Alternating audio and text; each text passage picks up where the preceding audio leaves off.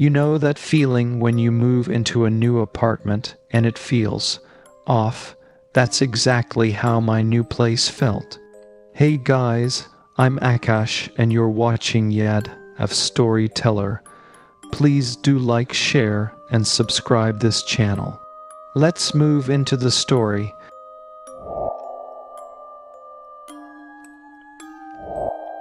It was a steel spacious one.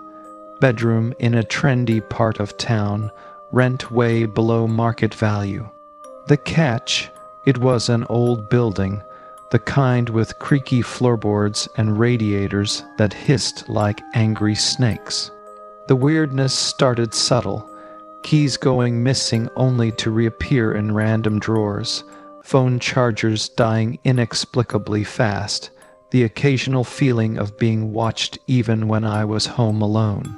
I brushed it off as quirks of the old building settling, or maybe just the stress of the move. One night, I was working late on my laptop. The usual symphony of city sounds outside honking cars, distant sirens had died down, replaced by an unsettling silence. Suddenly, from the corner of my eye, I saw a flicker of movement across the room. I froze, heart hammering against my ribs.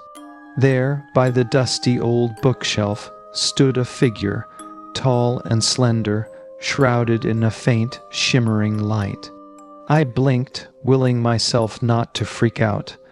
Maybe it was just a weird reflection from the street lamp outside.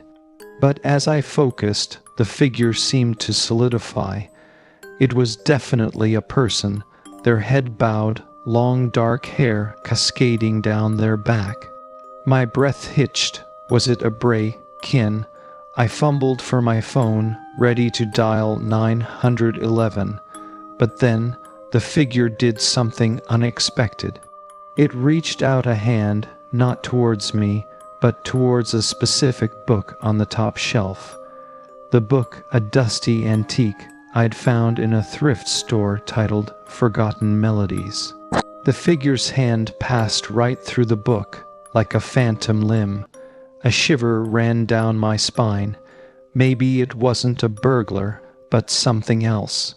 As quickly as it appeared, the figure vanished. Silence returned, thick and heavy.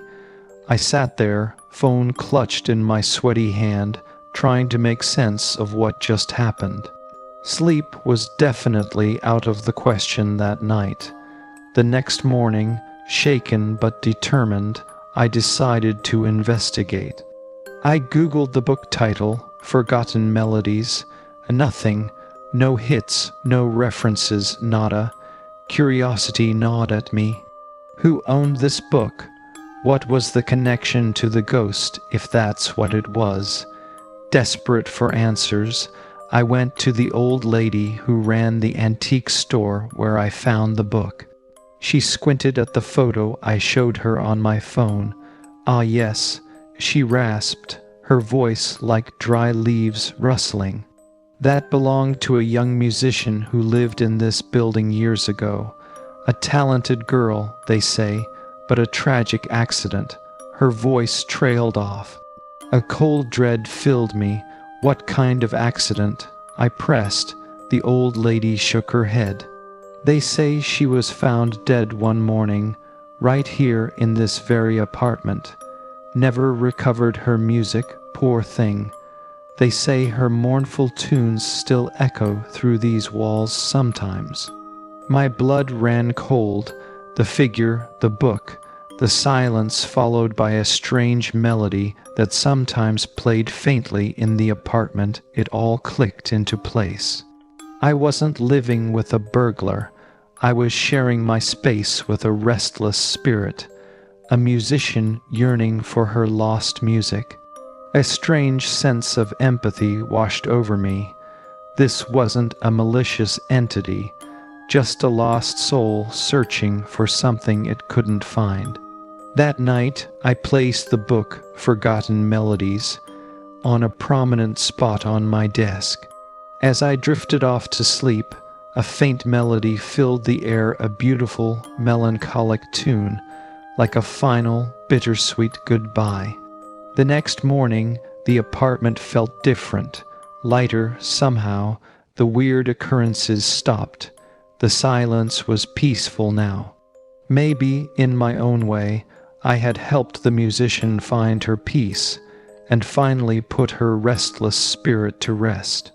The apartment may have been a bit strange at first, but in the end, it became more than just a place to live. It became a quiet sanctuary, forever marked by the touch of a forgotten melody. That's it for today's video. Till then, bye-bye.